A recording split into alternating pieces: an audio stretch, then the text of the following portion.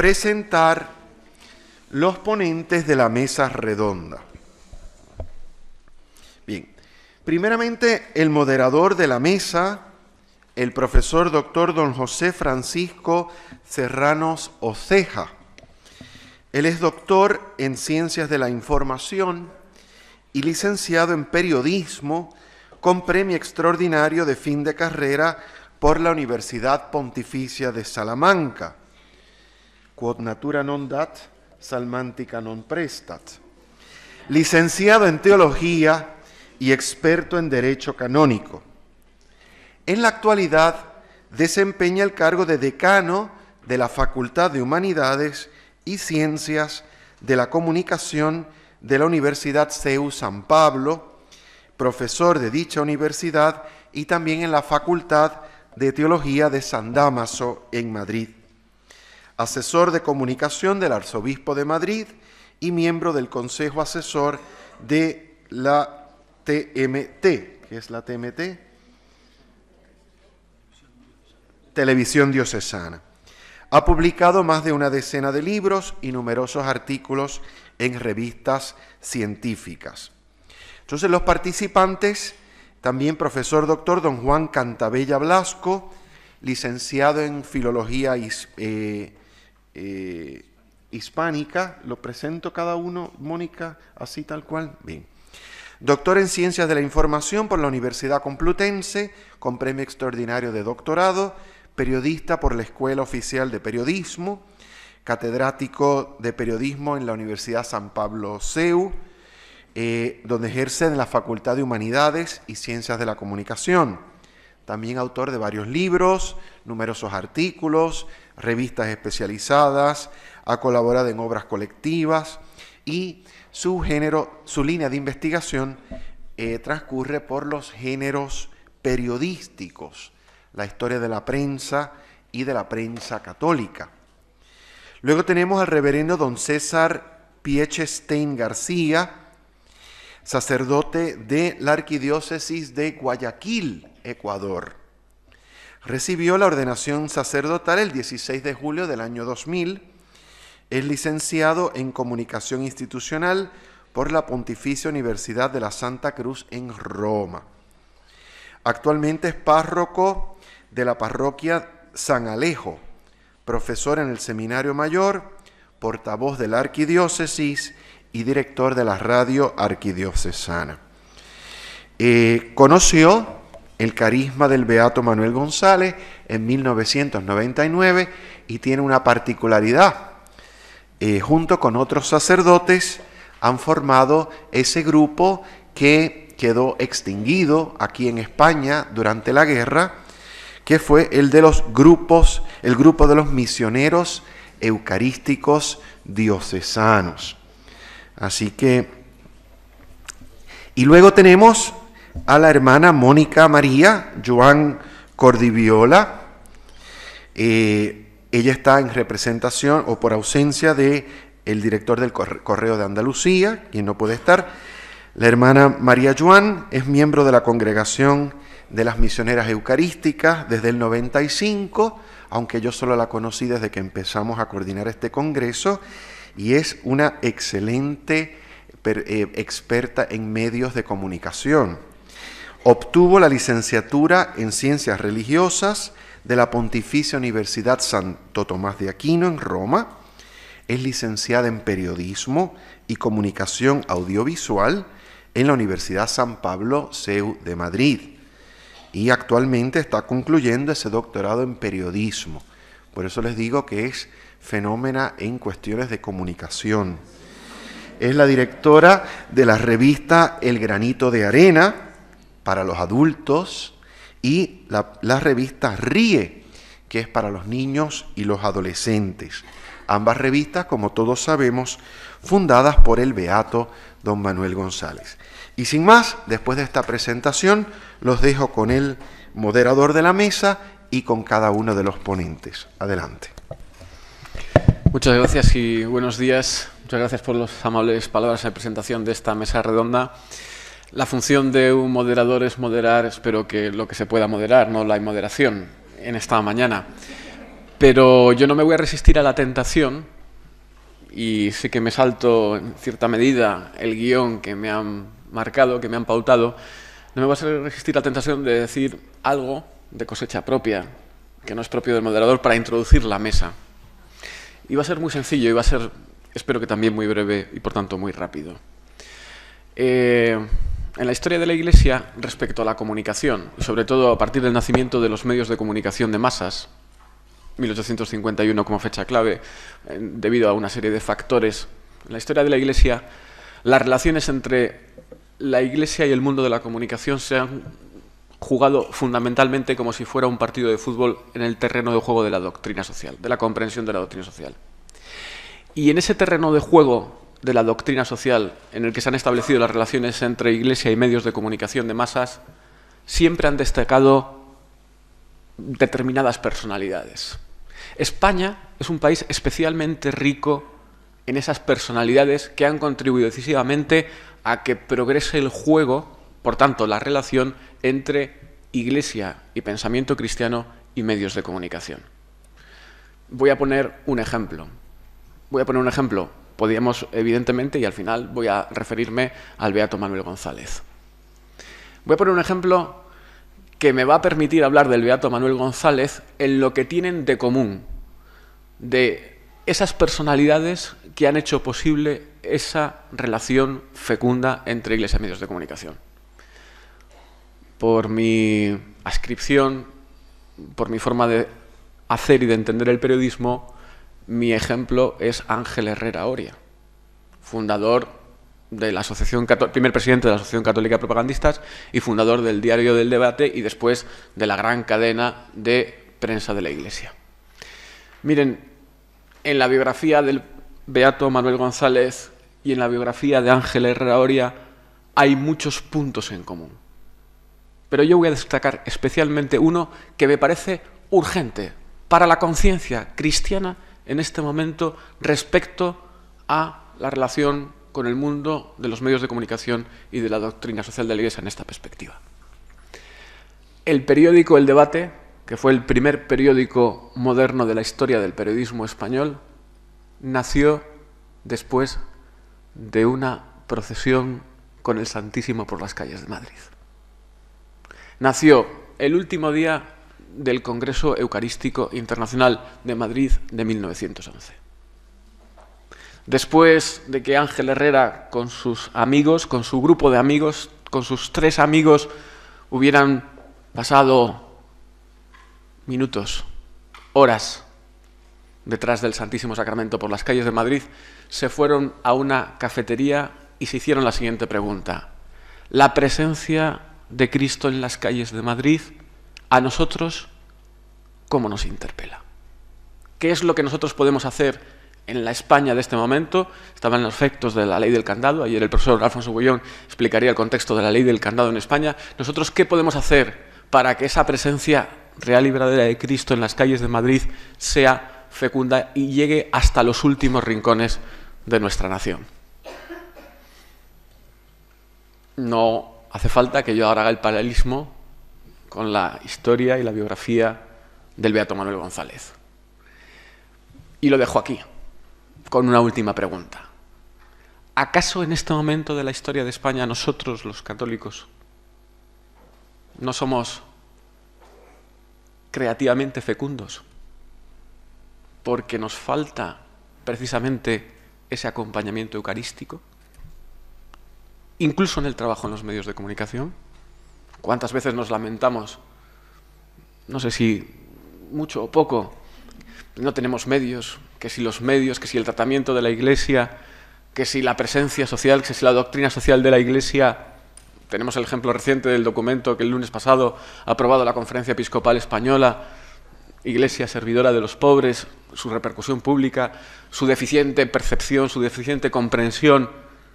¿Acaso no vendrá porque no pasamos horas delante del sagrario, delante del Santísimo? Yo dejo ahí la pregunta.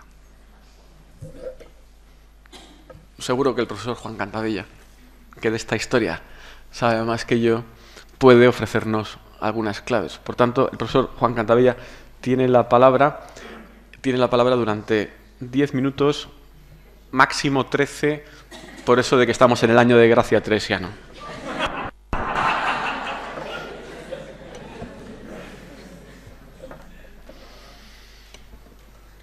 ¿Funciona?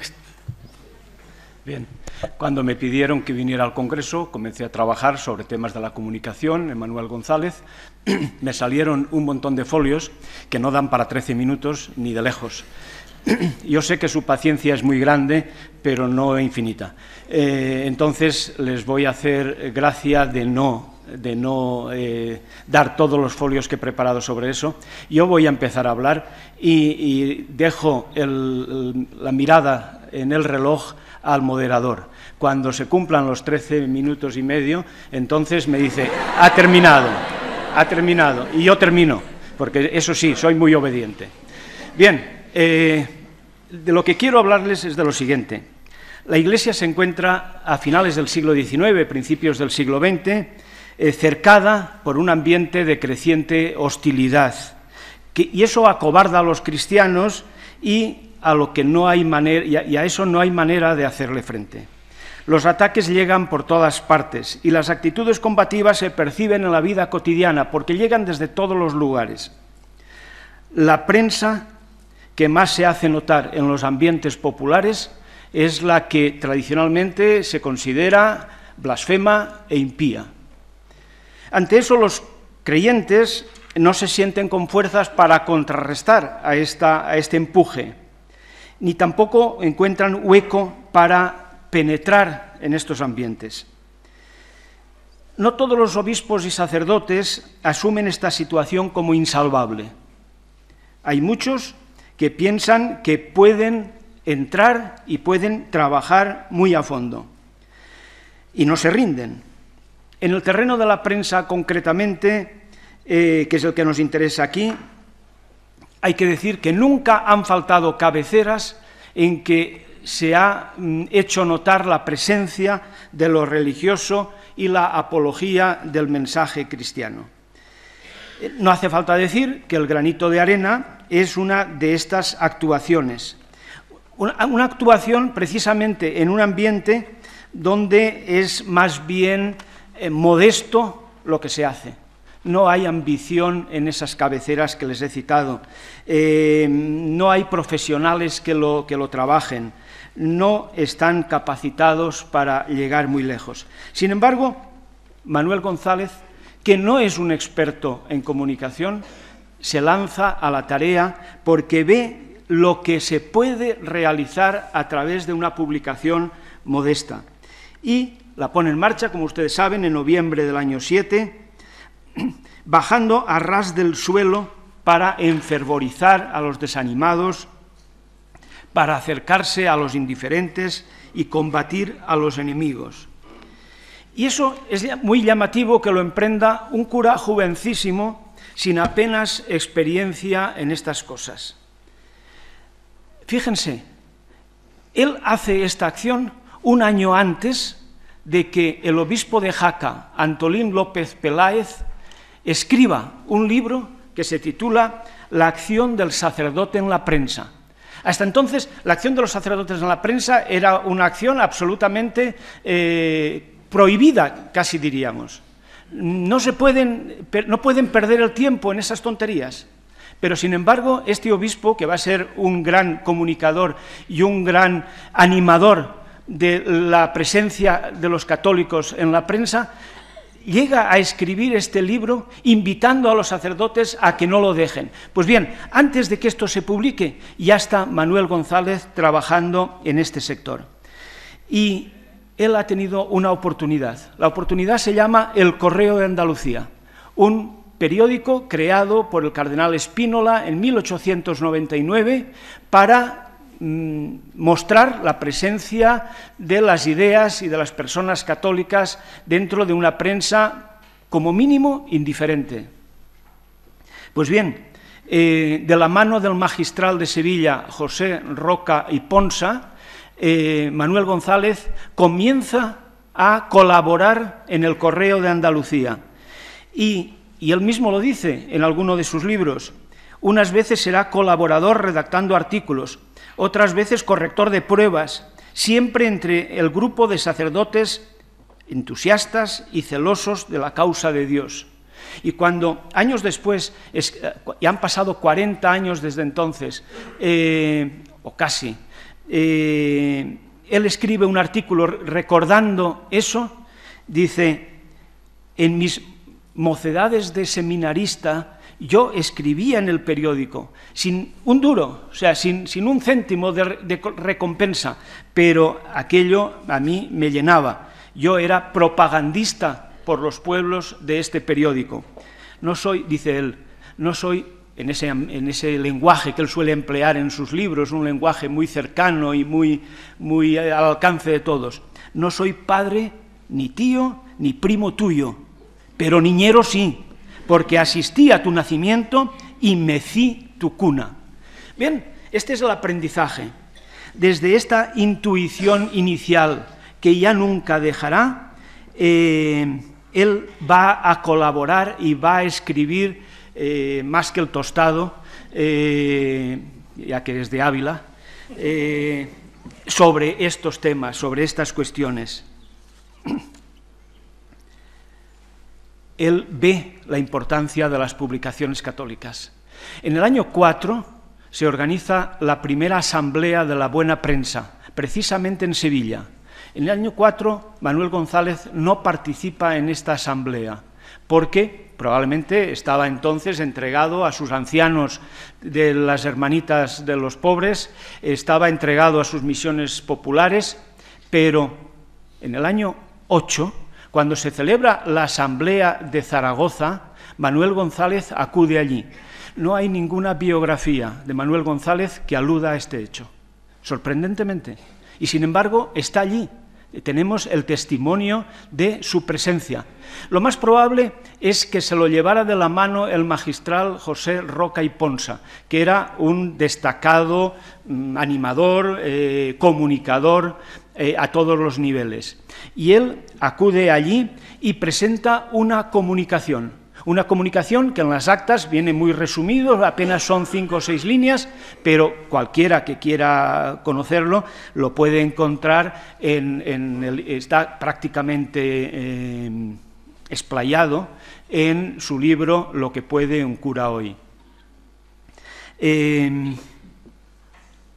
este congreso, curiosamente, van a participar 2 curas de San Pedro de Huelva, 2 curas que se llaman Manuel González los dos, lo cual pues no deja de ser extraño, pero uno se llama Manuel González Serna y otro se llama Manuel González García, de lo cual pues deducimos que había un homónimo en la misma parroquia, trabajando codo con él.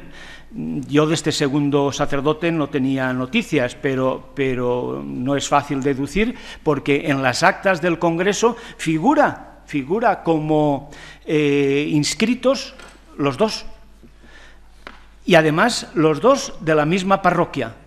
Bueno, pues supongo que se multiplicaría entonces la acción de los Manueles González, no solamente por 2, sino por otros muchos, porque los 2 comparten este deseo de hacer llegar lo periodístico a toda la población.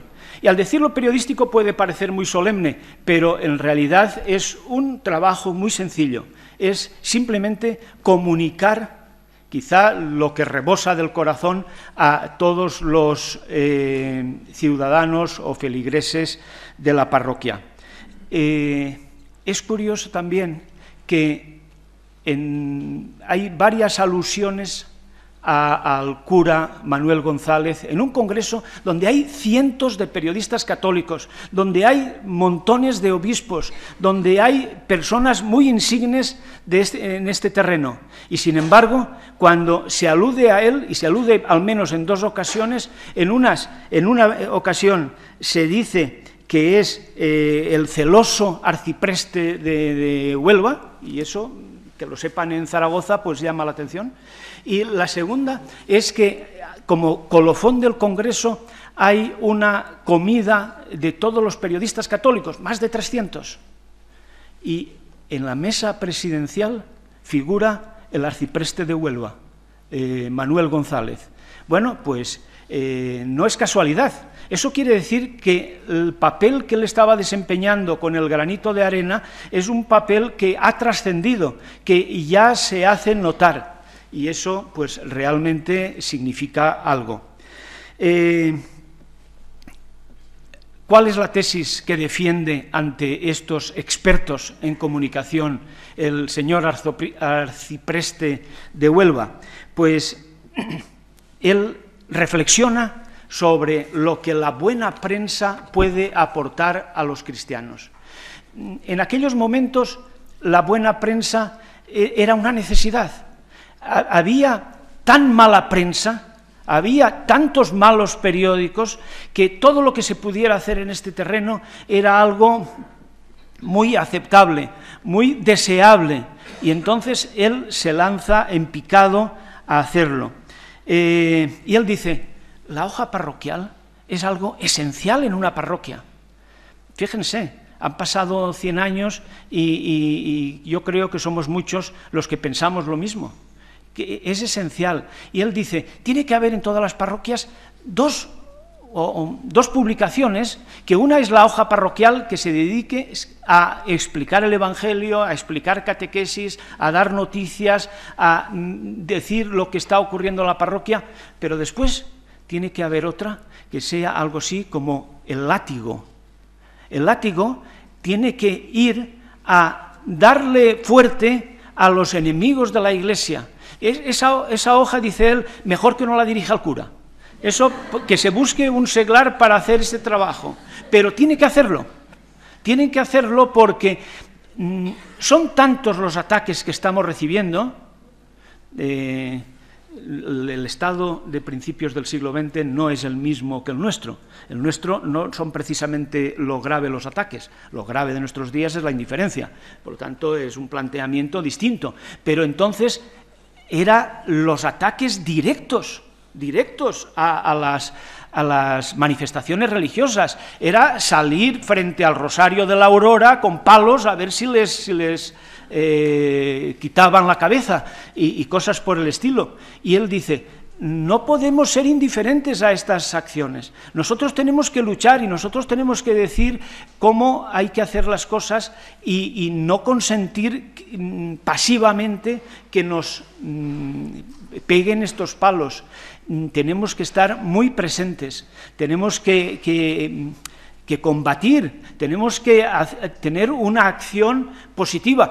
Y él aporta lo siguiente, dicen, miren ustedes, en Sevilla eran muchos los ataques que estaban recibiendo los católicos, hasta que se fundó el Correo de Andalucía. Cuando se fundó el Correo de Andalucía y ante cada ataque se respondía con seriedad, sabiendo lo que se decía, con nombres y apellidos si era necesario, etcétera, dice, han disminuido los ataques de una manera impresionante. O sea que la buena prensa tiene un gran papel que realizar. La verdad es que desde entonces han cambiado mucho las cosas, pero que el granito de arena esté todavía presente para trabajar en este terreno, para acercar el pensamiento a los católicos y consolidarlos en la fe, etcétera, etcétera, pues la verdad es que eso quiere decir que la labor que sembró Manuel González pues está presente y puede hacerse más presente todavía si hay muchos periodistas que trabajan en este terreno.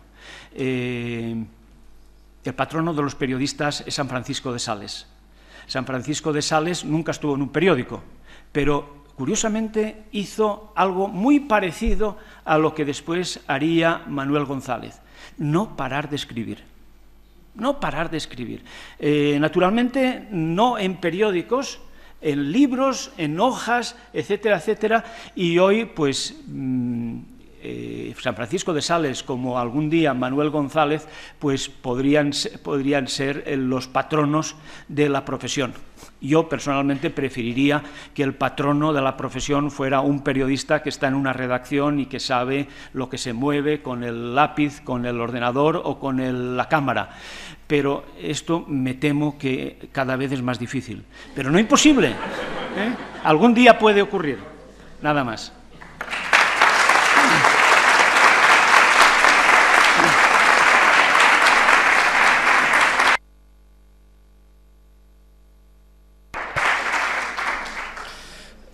Muchas gracias, profesor Cantavilla, sobre todo porque ha cumplido sus promesas y no es fácil. Y no ha agotado su tiempo. Tiene la palabra don César Piechstein y tiene la palabra en el tiempo que él ya sabe que es oportuno.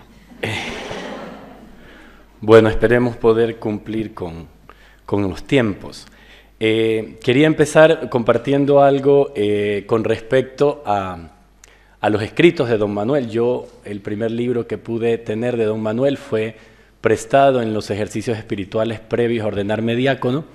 Me prestaron Lo que puede un cura hoy, me lo leí de un tirón, de hecho me salté 2 meditaciones porque no podía dejar de leer este libro y me sirvió durante los siguientes años porque se convirtió en el programa a seguir como sacerdote. Años más tarde retomé la lectura de algunos libros y encontré esto que quisiera leerles. He ahí toda la ocupación de la Iglesia y de la vida del sacerdote, de su inteligencia, de su corazón, de su sensibilidad, de sus manos, de sus pies, de sus sentidos, de sus días y de sus noches, de su influencia, de todo lo suyo, a saber, el que Jesús esté contento y que las almas se salven. Para mí, todo lo que ha escrito don Manuel, todo, que no lo he leído todo, pero he leído bastante según yo, se resume en esto, que lo pone en un sueño pastoral. Lo traigo a colación porque el día que yo me encontré con esta frase hice una conversión en la mitad ya de mi vida sacerdotal y fue entender o tener que cambiar un criterio importante. Yo en mi sacerdocio estaba convencido de que lo importante era acercar a la gente a Dios para que la gente se salvara. Y me quedaba en la gente. Y entonces, mientras más gente se acercara a Dios, yo me sentía más satisfecho como sacerdote. Una vez que leí y medité estas palabras de don Manuel, cambió una cosa aparentemente imperceptible, pero para mí completamente importante, y desde ese día mi sacerdocio lo vivo para tenerlo contento a él. Y hay que salvar a la gente, y hay que predicar y todo lo demás, pero para que esté contento el amo. Y el amo está contento cuando es servido, cuando se lo acompaña y cuando estamos para servirlo a él en lo que él nos pida, dónde nos ponga, con quién nos ponga. Y si, como decían más temprano, hay 2 o 3 personas en misa, da igual. Lo importante es que el Señor esté contento. Eso como introducción, espero no haberme gastado demasiado el tiempo. Pero me parece importante porque de lo que vamos un poco a insistir es el del poder de la palabra de don Manuel, que si bien es cierto, ha escrito muchísimo, pero que es esencia. No está nada de sobra, no se repite y esa es su riqueza. Y en 3 o 4 líneas puede cambiar muchas maneras de pensar y muchas formas de tratar al Señor. La parte que quisiera yo resaltar es cómo don Manuel comunica la Iglesia, porque él es, bueno, yo estoy un poco en el área de la comunicación institucional y entonces me parecía pertinente mantenerme dentro de esa área. Hay un dicho que dice, mucho ruido y pocas nueces. Y nos decían a nosotros en la universidad que la Iglesia es todo lo contrario. La Iglesia hace poco ruido y tiene muchas nueces. Y eso es algo duro o triste a la vez, porque hay una confusión. Cuando el Señor Jesús dice que no sepa tu mano derecha lo que hace tu mano izquierda, también dice un poco antes, brillen vuestras buenas obras delante de los hombres para que viéndolas glorifiquen a Dios. Y entonces la idea es que nuestras muchas nueces en la iglesia hagan mucho ruido para que el Señor sea glorificado. Y esto es, según lo que opino yo, lo que hace don Manuel. Don Manuel hace brillar a Dios a través de su comunicación, porque da a conocer la iglesia. No solo lo que él hace, sino lo que él como parte de la iglesia y sus colaboradores y las Marías y todos los que le rodeaban hacían dentro de la iglesia para servir a Dios y para servir a los demás. ¿Cuál es el objetivo de la comunicación? El objetivo de la comunicación es precisamente generar comunión. Cuando uno comunica, lo que busca es persuadir a la otra persona para generar comunión. Don Manuel, pues, busca esto precisamente. Él es el obispo del Sagrario abandonado, su consigna es darle y buscarle compañía al abandonado del Sagrario. Y esto lo hace persuadiendo. Decían también ayer, pues, estas características. Yo mismo en Guayaquil más de una vez alguna madre sacerdotal me decía, pero es que don Manuel para decir una cosa se da muchas vueltas y hay que leerlo 2 y 3 veces. Yo, pero es que esa es la gracia. Esa es la gracia de don Manuel, porque esto que acabo de leer lo podía haber dicho en 2 líneas, a lo mejor en una, pero es que tenía que ir al detalle, tenía que explicarlo, tenía que darle esa magia que tiene lo que escribe don Manuel. Y entonces, claro que persuade y claro que logra al final la comunión. Entonces, me voy a detener solo en 3 características de la comunicación, de don Manuel González. Primero, que hace una comunicación afectiva y a la vez efectiva. Segundo, que él comunica el cómo, que ya lo decía más temprano Aurora. Y finalmente, que comunica a Cristo y a su iglesia, en aspectos que quien no sabe mucho de Cristo y sabe menos de iglesia, pues no se entera. Si no es por don Manuel o por alguien que se lo comunique, no lo va a saber. Don Manuel dice, la palabra humana es el instrumento de poder más eficaz del hombre, sea para lo bueno, sea para lo malo. Una palabra puede más que un ejército de combatientes. Este podrá matar a unos cuantos hombres. Aquella puede salvar o perder a una nación entera. Don Manuel es plenamente consciente del poder de la palabra. No escribe como un pasatiempo, no escribe porque no tenía nada que hacer, todo lo contrario, y saca tiempo, y me cuentan por allí más de una misionera eucarística que a veces en la sacristía, antes de salir a la misa o después, ahí como podía, iba escribiendo y por ahí recogía luego sus manuscritos y salía un libro, ¿no? Y entonces este hombre tenía conciencia plena del poder de la palabra. Comunicación afectiva y efectiva. Hoy en día sabemos y nos damos cuenta, quizá más en Latinoamérica que acá en Europa, que los que más hablan son los políticos. Y los discursos políticos no están dirigidos a la razón, están dirigidos al estómago, a los sentimientos, a las cosas que muchas veces inclusive no son sentimientos buenos, pasiones, iras, resentimientos, etc. No es nuevo, pero ahora está como más en boga. Don Manuel comunica afectivamente, pero dirige su comunicación a los sentimientos buenos. Yo estoy seguro que todos ustedes, cuando han leído a don Manuel, han sentido cosas, ¿no? Y uno lee a don Manuel hoy y puede conmoverse hasta las lágrimas, como puede reírse solo como chiflado, porque es gracioso. Uno no deja de leer un texto de don Manuel y se queda tal cual estuvo cuando empezaba a leer.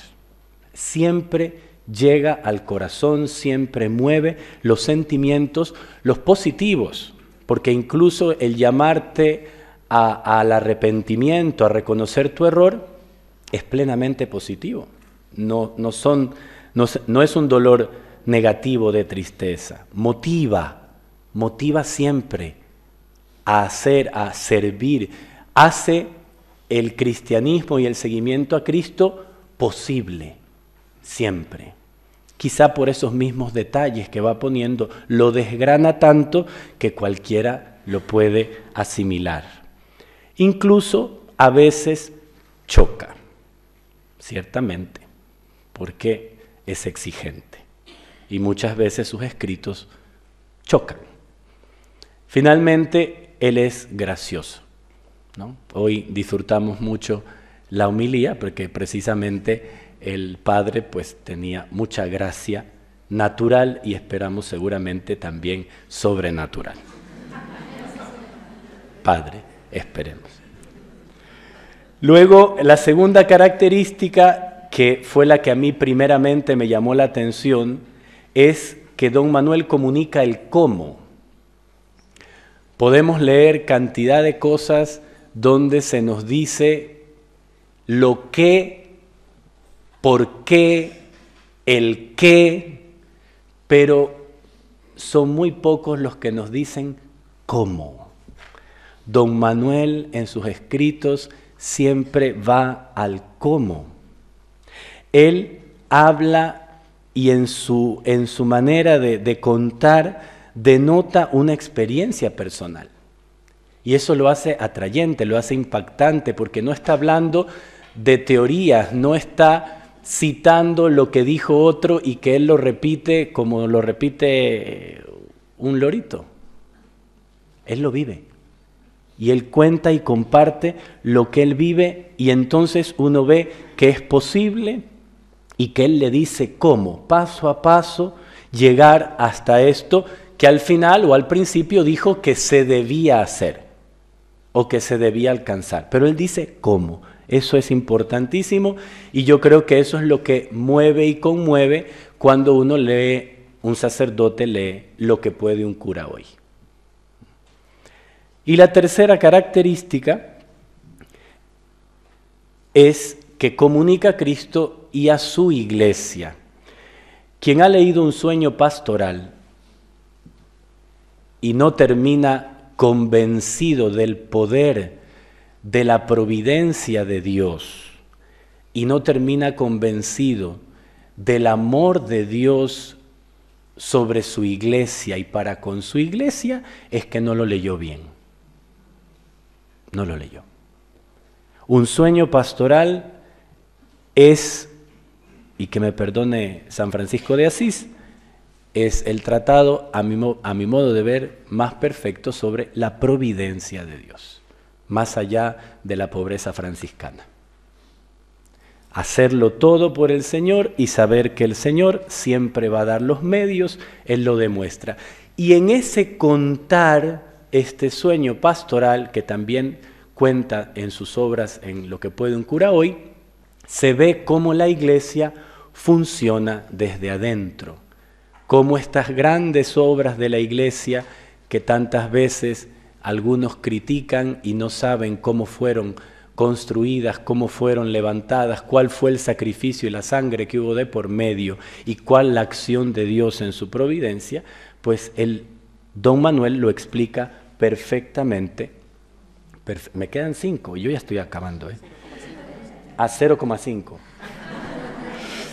Don Manuel lo explica perfectamente en un sueño pastoral y lo explica sin guardarse detalles también de su angustia, ¿no? Porque yo creo que leer un sueño pastoral y no angustiarse en ciertos momentos, ¿no? Cuando llegaba el sábado y tenía que pagar el jornal a los albañiles y no había con qué, y de repente por ahí llegaba un sobre con el cheque o con el dinero, bueno, claro, uno va, es como leer una telenovela, ¿no? Uno va así, una novela de esas angustiantes y de suspenso.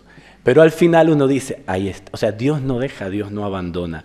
Y entonces Él hace lo que para los que trabajamos en comunicación en la iglesia es el desafío más grande.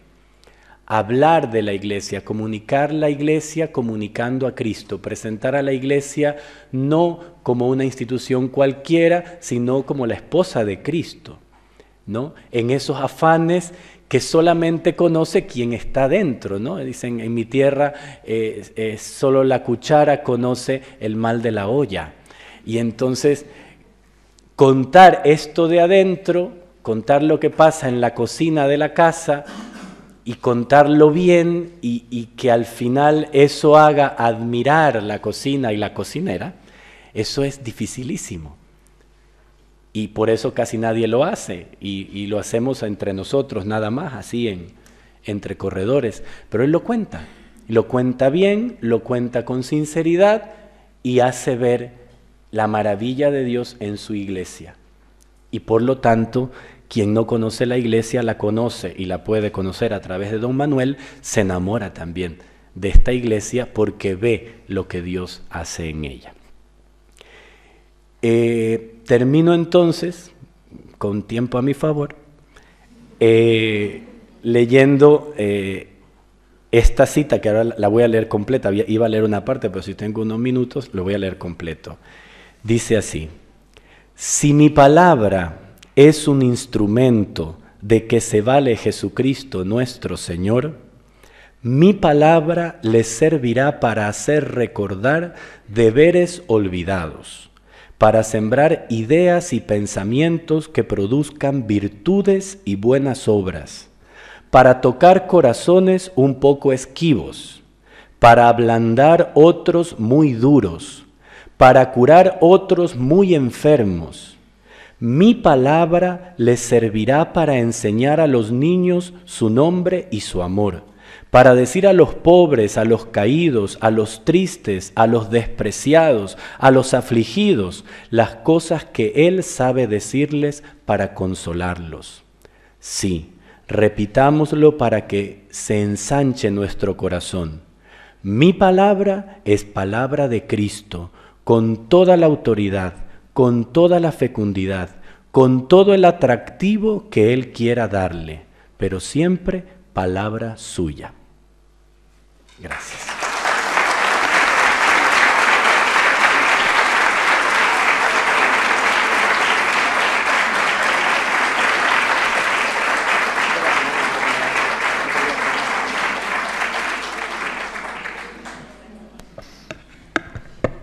Muchas gracias, don César. Bueno, ya saben que de la abundancia del corazón habla la boca y no había problemas de tiempo en su caso. No hubiera habido problemas de tiempo.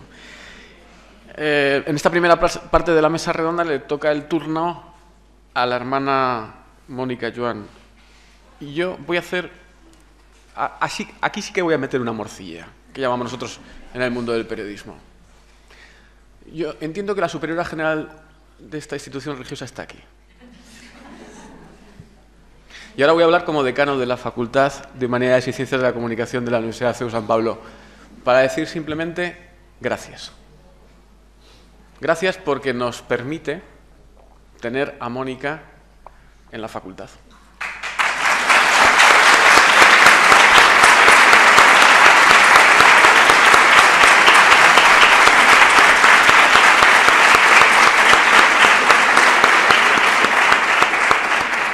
Ya se encargarán sus hermanas después de bajarle. Y ya me encargaré yo el lunes también de encomendarle algo que no le guste. Bueno, Mónica, como tú vas a cumplir seguro, porque si no el lunes hay que volver a la facultad, tu turno. Yo con mucho menos ya me pongo roja, muy roja, o sea que con esto... Pero sí, yo quiero empezar diciendo que para mí están luchando en este momento dos sentimientos muy fuertes.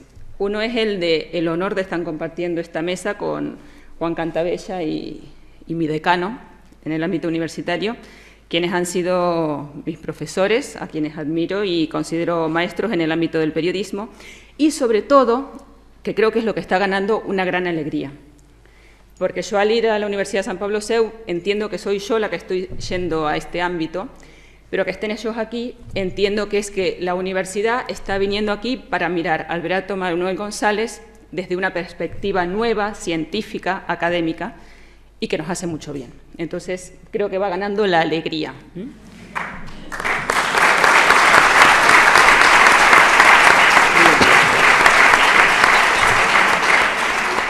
Y ahora voy a gastar el resto de 9 minutos y medio que me queda, y yo sí que le he puesto un título a mi intervención, porque ellos me han enseñado que por el título se entra, y entonces el título es un poco provocador, y es una cuestión de genética, comunicar al estilo del Beato Manuel. ¿Por qué? Porque a mí me parece, la intención de mi breve intervención es analizar cómo fue la comunicación en el Beato Manuel para ver cómo tenemos que comunicar nosotros. Esto no significa que cada uno de nosotros tenga que fundar un granito de arena. Significa que cada uno tiene una misión en cuanto a la comunicación. Y ojo, tenemos que ver cómo tenemos que comunicar como miembros de la familia eucarística reparadora. Y no he dicho como familia eucarística reparadora, porque no es lo nuestro hacer, de algunos sí, pero en general de cada uno en particular no, una comunicación institucional. Ha hablado el padre César de una comunicación de la FER como institución, sino como miembros, cada uno personalmente, teniendo en cuenta que cada uno tiene una labor que no es la misma para todos. Aquí no alcanzo a ver, pero atrás del cristal ha estado siempre, por ejemplo, gente de la Comisión de Información, que también os las podéis encontrar a las 3 de la mañana en la sala de prensa y todo esto, y están tuiteando, escribiendo nota de prensa, enviando fotos, alegrándose de que hemos salido en AICA, en SIC, en Revista Eclesia. Pues esa es su labor. No es la labor del padre Geraldo, que lo tengo aquí adelante, que viene de Portugal, es la labor de esta gente. He pensado también, no la he visto, Carmen Arzumendi, la vi ayer, ¿está por ahí? Bueno, ahí está Carmen. Carmen, os habéis dado cuenta seguramente que es no vidente, bueno, ve muy poco, apenas. Y ella tiene una labor de comunicación. Quienes habéis estado ayer aquí escuchando a Eli Cordibola de Xuan, o sea, mi madre, no sé si os habéis dado cuenta que también está muy limitada con el tema de la vista. De hecho, yo que estaba al lado veía que había algunas palabras que no eran las que ella decía, no eran las que estaban en el papel, porque no las veía bien. Y sin embargo, seguramente no me vais a decir que no se dedica a comunicar. ¿Por qué? Porque cada uno tenemos una misión específica. Es indispensable descubrirla y es indispensable llevarla a cabo. Que no tenemos que soñar con lo de al lado, porque si yo me dedico a hacer lo que le toca al padre César, lo que me toca hacer a mí va a quedar un hueco. Entonces, me quiero detener en algunas actitudes del Beato Manuel González, que creo que son las que tienen que influir en nosotros, inundarnos, para trabajar en nuestra misión de comunicación. Todos tenemos que comunicar. ¿Porque somos miembros de la FER? Sí, pero porque somos cristianos. El mensaje evangélico es para comunicarse, no es para embobarse, es para dejar que fluya hacia los demás, así de claro. Si no nos gusta esta característica del mensaje cristiano, no hemos entendido bien el bautismo, no el carisma, no hablo de sagrarios, abandonados, acompañados, no. Jesús dijo, id y haced mis discípulos, id y haced a todos. Las carmelitas también lo hacen. El Beato Manuel comunicaba, lo primero, ¿cómo? Con palabras, tantas escritas, habladas, con gestos, con silencios, con su vida, con sus huesos después de muerto. Los que habéis visitado la Catedral de Palencia lo habéis leído. ¿Y por qué? Porque tenía algo importante que decir. Primer punto. Somos conscientes de que tenemos algo importante que decir al hombre de hoy, a la mujer de hoy, que es quien está a mi lado. La primera actitud que yo quiero recalcar del Beato Manuel es el reconocimiento. No solo conocer, sino saber que sabemos, sabernos depositarios de un don. Hemos recibido algo, no para guardarlo en un armario, en una vitrina, sino para comunicarlo. Reconocimiento. Segunda actitud del Beato Manuel y que tendría que ser nuestra para comunicar. Gratitud por el don recibido, por las posibilidades que ofrecían en su momento los avances. Pienso con el granito de arena, que ahí estamos viendo la portada del primer número, bueno, que era una hojita doblada, plegada por la mitad. Él vio que en la imprenta había un filón, ahí había algo, y por ahí fue, con el granito. Él seguía comunicando de muchísimas formas, pero el granito siempre, siempre, siempre. Hoy hay muchos más medios, y cada uno sabe hasta dónde puede llegar con sus posibilidades. ¿Me habéis visto? Pues yo he estado tuiteando mientras estaban hablando los demás. Cuando he empezado yo he tuiteado el título de mi intervención. Me parece que eso es lo que yo tengo que hacer hoy. Vosotros sabéis hasta dónde llega vuestra cuenta de Facebook, vuestro correo o vuestro hablar con el que está al lado. Agradecer las posibilidades que tenemos. Tercera actitud, muy importante creo yo y que es necesario tenerla clara. Continuidad. No se trata de demoler lo construido. En la página 3, esa es la página 1 del granito, en la página 3, el Beato Manuel saluda, agradece, da la enhorabuena a un montón de periódicos y periodiquitos, hojas de otros grupos, por la labor que están desarrollando. Nosotros también. Hay mucha gente que está trabajando, se ha hecho mucho y tenemos que lograr esta continuidad. Seguir. ¿Por qué? El fin del granito, como el de nuestra comunicación, no ha cambiado. Es eucaristizar. Esa es la misión.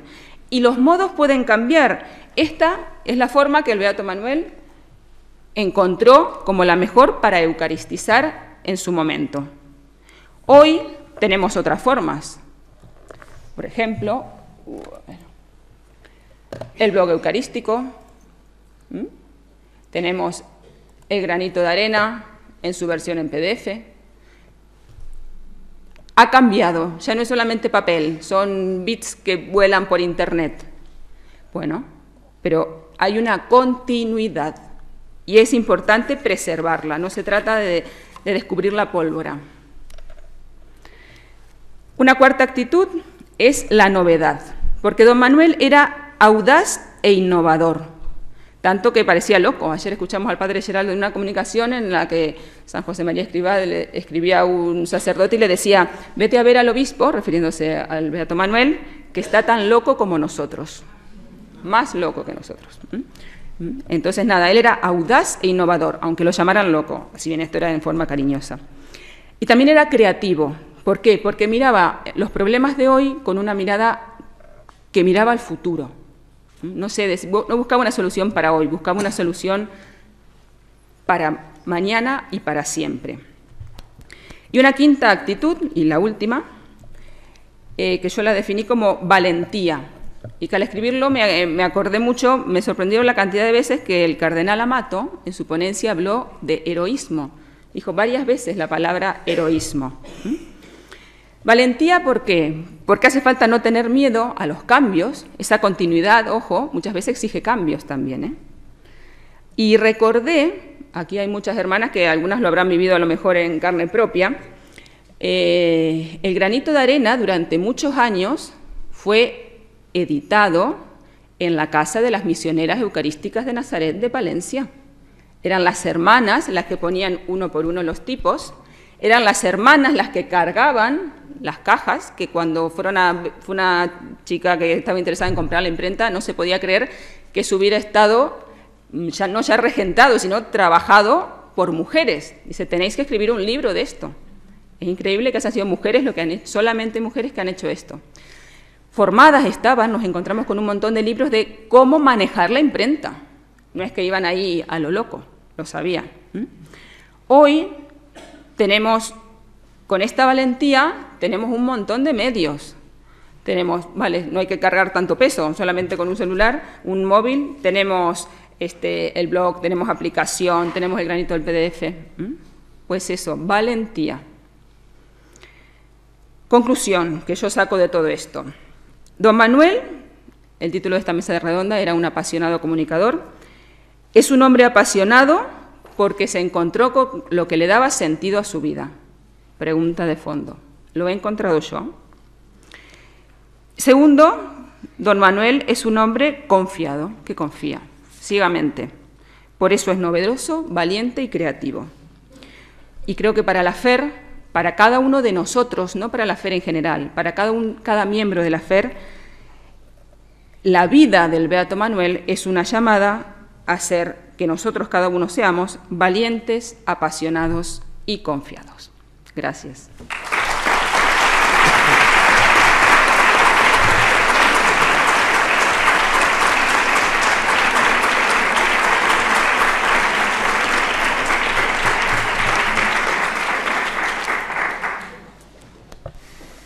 Muy bien, creo que tenemos unos minutos para preguntas, para establecer un coloquio, un diálogo.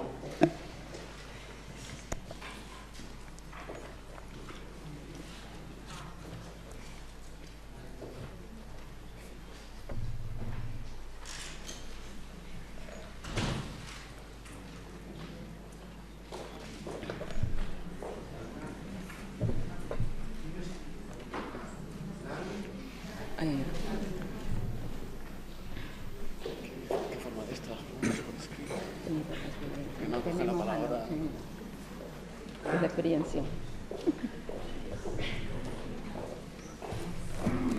Pero ten cuidado que no se lo lleve. Un tesoro para él. Bueno, interesante esta pregunta. ¿Se la paso al moderador?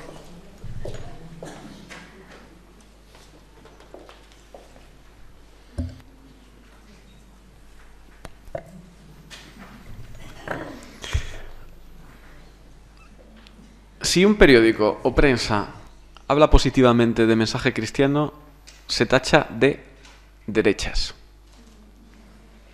¿Es inevitable? ¿Es deseable?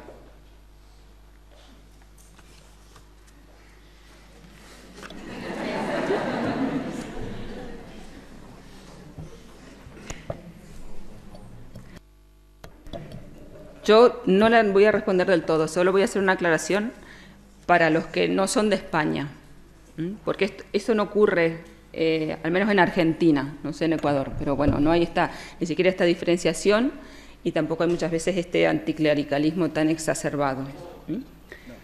Yo creo que no siempre ocurre así en España, muchas veces sí, pero no siempre. Quizá es inevitable, pero creo que tiene que ver con la imagen, tildar de derecha todo lo que sea católico, con la imagen que se tiene a veces iba a decir de la Iglesia, no es exacto, de algunos miembros. Yo creo que en la medida en que nosotros vivamos con coherencia nuestra fe, no hará falta o no daremos motivos, no es que ahora se esté dando tantos motivos, pero bueno, creo que es un poco de cuestión de tiempo para que no siga sucediendo. Ahora mismo creo que es inevitable, va a ir cambiando. ¿Deseable? Pues no, creo que no es deseable.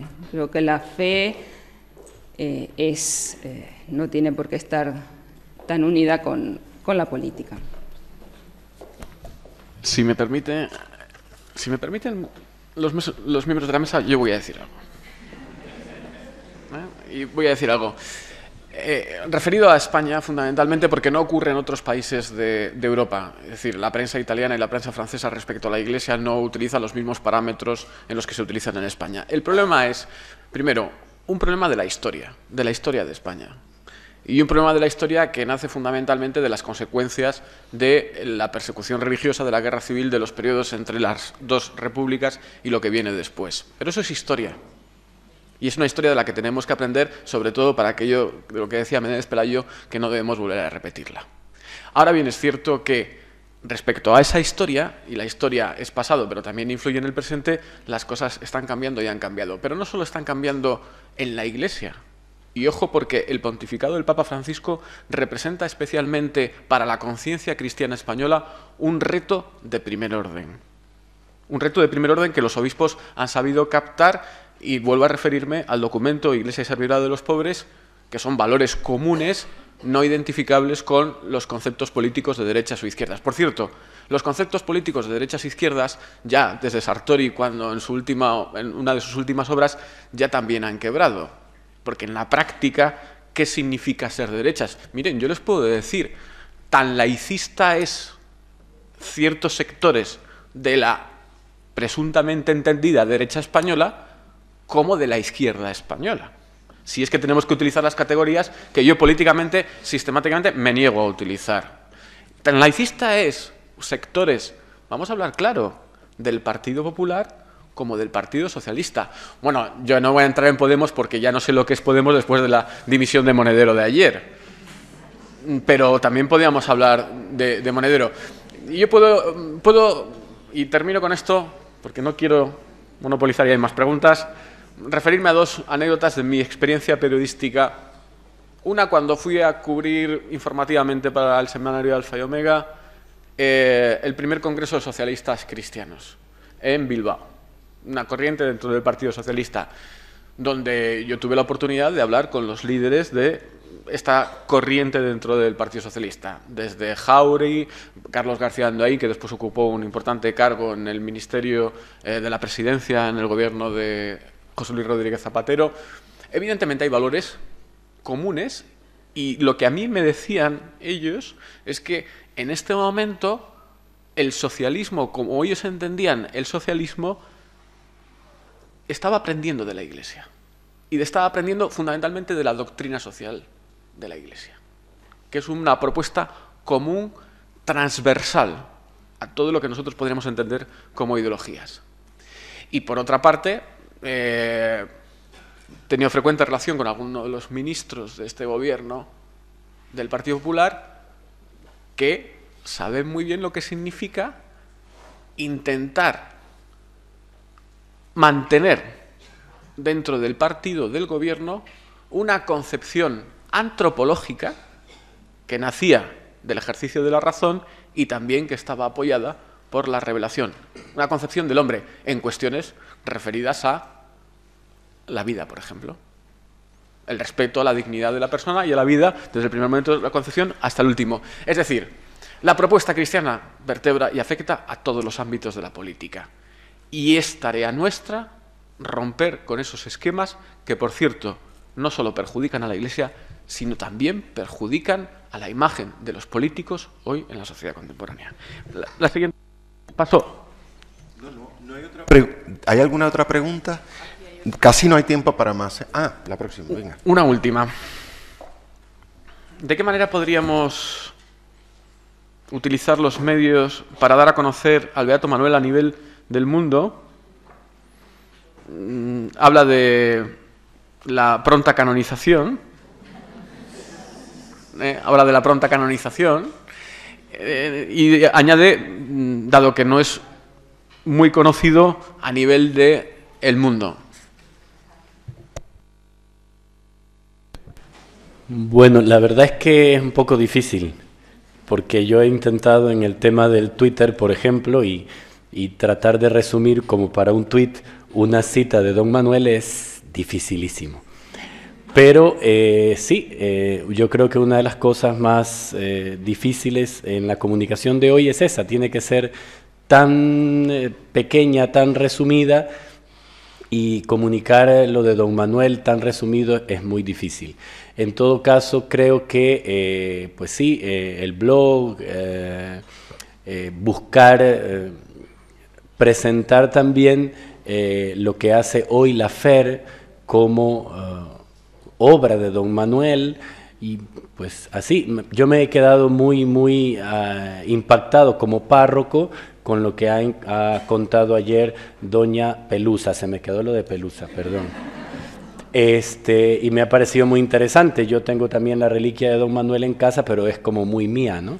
Y entonces me ha quedado el desafío ahora es una forma interesantísima de ir propagando y dando a conocer a Don Manuel como santo de la Iglesia, y luego también ya eso despertaría interés en sus escritos, ¿no? Porque también lo dijeron durante el Congreso, ponerle a una persona que no conoce nada de Don Manuel un libro de Don Manuel en las manos, se le cae de las manos, dependiendo también de qué libro. Hay ciertos libros que son, por ejemplo, cartilla para un catequista cabal, eso un catequista cualquiera, aunque esté recién empezando, se lo lee con gusto y ya por allí se puede abrir una puerta, ¿no? Yo personalmente es lo que uso más, el difundir los libros de don Manuel, viendo a qué personas, los jóvenes, por ejemplo, los jóvenes que ya están un poco entrando en la vida espiritual, se leen un Así ama él, por ejemplo, con mucha sencillez, no se hacen problema. Claro que tiene que ser en lectura espiritual y todo. Y por ahí es muy fácil que se lo dé a conocer y que se lo ame, porque una persona que te habla así tan profundamente y sencillamente al mismo tiempo de Jesús, es que te enamora. Creo que es lo que podría decir al respecto, pero a nivel de medios de comunicación es un poco difícil. Bueno, pues ya son las 2 menos 5. Yo tengo 2 recordatorios. Antes de ellos poner un granito de arena a esto que dicen, que también ese es el objetivo de estos congresos, dar a conocer a don Manuel en la comunicación. O sea que por ahí hay un filón. El anillo de alguien está aquí. Y segundo, que la peruana, no sé si está en la sala, a quien le falta la carpeta, la hermana María Esther tiene... ¿No ha aparecido? Ah, en la suya. Pues alguien, ¿dónde está la persona a quien le falta la carpeta?